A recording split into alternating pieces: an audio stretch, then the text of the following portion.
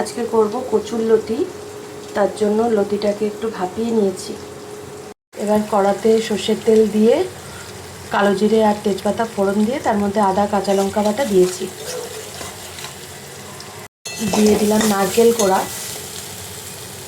এবার দিয়ে দিলাম হলুদ গুঁড়ো, দিয়ে দিচ্ছি জিরে গুঁড়ো। এবার ভালো মতো কষাবো। এবার দিয়ে দেবো পরিমাণ মতো নুন। এবার একটু চিনি দিলাম অল্প একটু, যেহেতু নিরামিষ তরকারিতে একটু চিনি দিতেই লাগে। এরপর ভাপানো লতিটা দিয়ে দিলাম। এবার আমার কচুর লতি হয়ে গেছে, এবার নামিয়ে ফেলব।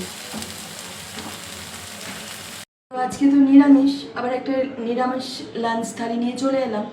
আজকে চলুন কি করেছি দেখিয়ে দিই।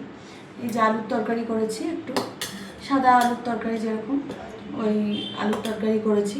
এটা অ্যাকচুয়ালি রুটি দিয়ে খাওয়ার জন্যই, তা ভাতের সঙ্গেও একটু খাবো।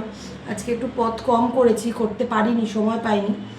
তো আজকে আর করেছি কচুর লতিটা তো দেখলেনি। আর করেছি এটা টক ডাল করেছি, চালতা দিয়ে করেছি, ডালটা মটর ডাল। যা গরম পড়েছে, বৃষ্টি হচ্ছে আমাদের এখানে, তো একটু বৃষ্টি হয়ে গেল খানিকক্ষণ আগে, অথচ গরম, অসম্ভব গরম। গরমে একটু টক ডালটা অনেক দিন পর করলাম, ভালোই লাগবে।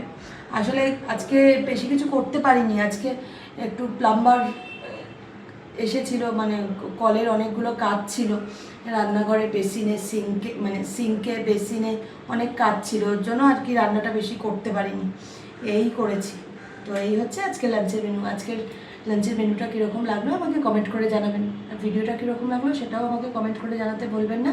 তো চলুন আসছি পরের ভিডিওতে।